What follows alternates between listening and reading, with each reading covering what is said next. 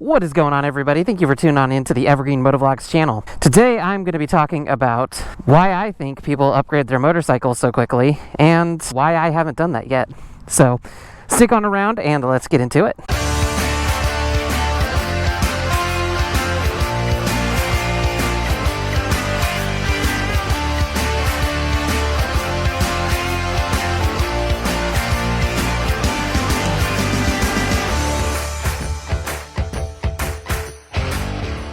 So excited to have you here with me today on a warm-ish 55-degree weather day. Super excited to get on the motorcycle and ride today. It's been far too long since I've had a chance to take her on out and have a good time. Yeah, I don't know, I'm just excited. It's a great day. Oh man, she's kind of dusty. She's a dusty motorcycle. Sitting in the garage too long. Get her out in the sun and realize that there's dust everywhere. Holy crap. It's probably been close to a month of not riding. And for someone who loves riding their motorcycle and likes to get videos out and do this whole motovlogging thing, a month is far too long. It's about as good as it's gonna get. And while we're here, I have links in the description for my swing arm bag from Kamimoto here, and I guess I don't have a link for the Viking bags, but these are the Viking Medium Skarner Universal Saddlebags. And if you're new to the channel, thank you so much for stopping on by. If you like motorcycle content, consider hitting the subscribe button. I've got tons of it both on the channel and headed your way, so smash the notification bell for future uploads and or live streams. Either way, thank you so much for checking this video out, and welcome to the Evergreen Motovlogs channel. Now that we've got the talking all out of the way, let's get some riding in. Alright, so today's topic, as I'm casually riding around this parking lot, is going over why I think people upgrade their motorcycles super quickly, and additionally I'll also go over a little bit on why I haven't. Honestly, I think there's a few reasons why people upgrade their motorcycles really quickly, and when I say quickly, some people upgrade their motorcycles from their first bike almost immediately, you know, within a year, and then other people a couple years down the road, they've probably moved on at that point. And the big reason that I can think of is because of power, right? So when you're first getting on a motorcycle, there's a lot of intimidation, there's probably a lot of anxiety and stress. You're trying something new, you're kind of learning the ropes, all of that kind of good stuff. And you don't want to get something that you're not capable of handling or shouldn't be handling to start. So a lot of people opt into getting lower displacement engines for their first bike, or maybe a used bike in case they're worried they're gonna have to lay it down or anything like that. And so they get this older bike that maybe doesn't have a ton of power, maybe isn't even the bike that they wanted, and go with that for their first bike and quickly outgrow it. The second reason why I think people might consider upgrading their bike more quickly rather than holding on to their first bike is really based on, you know, when you sit down and get a bike, whether you're buying it from somebody on Facebook Marketplace, so you're buying used, or you're buying from a dealership, sometimes you don't get that opportunity when you're getting your first bike to really get a feel for what you like. You may go into it thinking you like cruisers, and so you buy a cruiser and then you realize that, oh, you would much rather have a sport bike or an adventure bike. So I suspect that there's a number of people out there that purchase their first motorcycle and realize pretty quickly that that's not really the bike that they want. And it's hard, right? So it's not like other things where you purchase a car and you intend to own it for at least 3 to 5 years, or you purchase a house and you plan to live there for a good amount of time. It's more in the camp of, you know, something that you're kind of trying out, you know? It's like that first year is really a trial to decide whether you are cut out for riding motorcycles, if it's something you like and it's something you want to continue doing. And then it's also a really good test point to determine what kind of motorcycle you want to ride. I think that's kind of interesting to think about. It'd be nice if there was some kind of easier way to figure out what kind of motorcycle you like and what would be a good fit for you. But at the end of the day, sometimes you think you want one thing and then you realize you want something different. I'm gonna go get some gasoline and check back in with you guys in just a minute here. Are you kidding me? Let's just say I put $6 on it. Great. How's it going? Good, how are you? Pretty good. Could I put $6 out on 3? Jeez. I don't know what that was all about. None of my cards were working, but when I went inside, they worked totally fine. So I'm not going to fill it up today, because I don't know how much I need. Sheesh. That was annoying. Oh, I got gas on here. It's just a weird start to this motovlog. Getting gas on my tank, car not working. I can't really reset the trip because my tank's not full. Oh well, did it anyway. Alright. Minor detour. Yeah, I mean, people really just... It's hard to know, right, exactly what you want in terms of your first bike.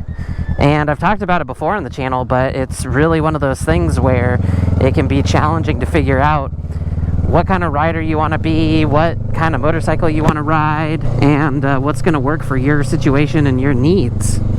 So I totally understand. There's a lot of situations where people say, hey, I just want to ride, so let me just get a cheap, easy bike, probably used, get on it, learn, build up my confidence, all that kind of good stuff, and then let me move on to the bike I really wanted. So it kind of makes it difficult on your first bike choice to really be going to the dealership and getting a motorcycle, because a lot of times with dealerships you're spending a little bit more money and it's a new motorcycle. You're going to kind of lose out on the depreciation and all that kind of stuff.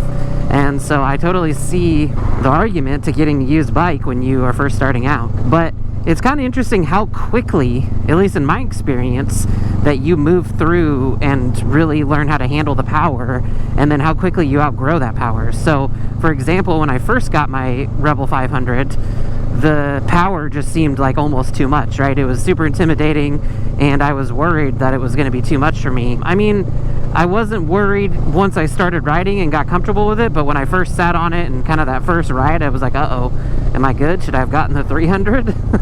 That's just kind of all a mindset, and once you really get comfortable and you learn how to respect the throttle, then you start being able to use that power for more enjoyment. You start being able to be more comfortable with it, and then you get to the point where people really rapidly outgrow that, and you realize that, you know, maybe things change a little bit. It's kind of interesting. The whole thing that sparked this motovlog for me was I was talking to a sales guy at a dealership recently. Spoiler alert, going to be doing a test ride video pretty quick here. Should be uploaded soon if it's not already on the channel. And I told him how long I had had my Rebel 500 for. And to me, I was like, not that long. I mean, just a couple years. So basically, I said I had had the Rebel 500 for about 2 years and a few months. Because at that point, that's where I was at. And he was like, whoa, wow, that's like really long. I kind of thought that was a little strange at first, because, you know, it was like, maybe it's a little long, but I didn't really. And then it kind of dawned on me that, wow, a lot of people do get their first bike and then almost within a year to a year and a half upgrade it and move on. Leave a comment down below and let me know if that's your experience, or if you are more in the camp of doing a little bit more research and figuring out a bike that you can get that will keep you on it longer. So maybe getting something that is a little bit outside your comfort zone to start as a new rider, and then upgrading later, as opposed to getting something that's more in the comfort and a little bit less power that you almost want to leave immediately. Yeah, I don't know. I think that's kind of interesting. Those are really the two big points that I can think of. I'm sure there are other reasons why people upgrade really quickly. Outgrowing the motorcycle and the power, or realizing that it's not the right kind of bike or type of bike for you. So for example, maybe another reason would be like if somebody thinks the Rebel 500 is a good size, and then they get on it, they ride it, they learn how to ride, and then they ride one of their friends' motorcycles and they realize that this is actually kind of a cramped motorcycle with the mid controls and the seat height and all that kind of stuff. So for taller people, this bike might actually feel okay when you first sit on it, and then you quickly realize that it is something that's a little bit more cramped and not as comfortable as you thought it was going to be. Let's move on to the portion of the video where I talk about why I've held on to my Rebel 500. We're going to be getting really close to 3 years pretty soon here. Right now we're at about 2 years and 7 months, and I've been loving this bike this entire time. It's so much fun. Check out my review videos, check out the channel, like I said, if you like Rebel content. I got tons of videos on the channel. Yeah, I've kept this bike around for a while, and honestly, I intend to keep it for a while longer too. The big reason why I haven't upgraded this bike yet is I don't really feel like I've fully outgrown it. First off, I kind of want to define a little bit what outgrown actually means, at least in my mind, and that's really two parts. So the first part being that you feel like you could handle and enjoy and safely ride something with more power. But then I think the second part that's equally as important is, are you still having fun on the bike or not? Some people may disagree with that second part. I understand that. But for me, I just still have so much fun on this bike. So while I do feel like I can happily jump on a bike that's got twice the power, like the Rebel 1100, and enjoy it, ride it, respect the throttle, all that kind of good stuff, I also think that I'm still having a crap load of fun on this Rebel 500. And I'm not bored on it. I still want to take it out, like days like today, where I looked at the forecast and I realized that it was pretty much sunny and clear, and there wasn't going to be any rain, and it was going to be warm. I was super stoked to get on the bike. And if I lived in a state where you can actually ride at all during the winter time, I would definitely be on the bike as much as I possibly could. It's one of those things where, again, I definitely could upgrade if I wanted to. I could go into a dealership tomorrow and trade this bike in and say deuces, but I don't think I'm ready to do that. You know, I still got a lot of things that I want to do to this bike, and I'm kind of weighing the options. You know, how much am I going to do versus how much should I leave for the next motorcycle I do get, because I do feel like it is natural. It's kind of that natural progression to move on from your first motorcycle, and so I do feel like it is coming. But that doesn't mean I'm going to get rid of the Rebel 500 either. You know, I may hold on to it and try something different and then kind of see where things are at. I may sell it and move on. I don't know, but at least for now, I still have a lot of plans I want to do with this motorcycle, and I'm just having so much fun on it, man. Obviously, there's a whole other list of things, right? There's the financial component of upgrading. Most of the time, if you're upgrading your motorcycle, you're probably upgrading to a more expensive bike. There's a point where I have a responsibility to my viewers to keep Rebel content to some degree, and I'm not going to be riding a Rebel forever, but you know, I appreciate all the support everyone's given me, and you guys coming around and watching the videos and everything. So I want to make sure I'm still providing some good Rebel content. So like I said, leave a comment down below. Let me know what your thoughts are. Let me know if you upgraded your motorcycle immediately, or if you held on to your first bike longer than what people would normally think you would have, and whether you regret those decisions or not.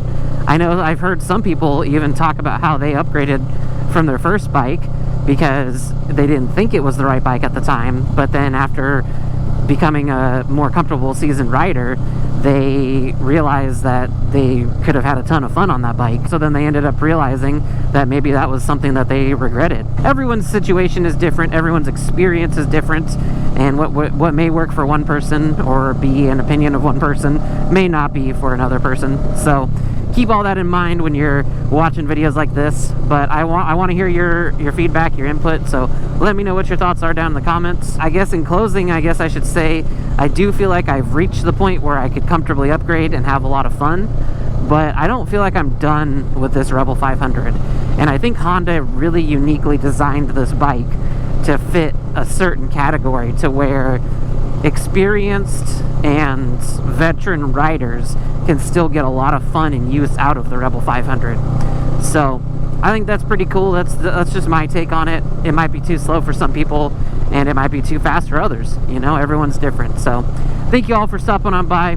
Remember to like, comment, and subscribe. And this is the Evergreen Motovlogs channel, reminding y'all to ride safe out there, mind your surroundings, and I'll catch y'all in the next one.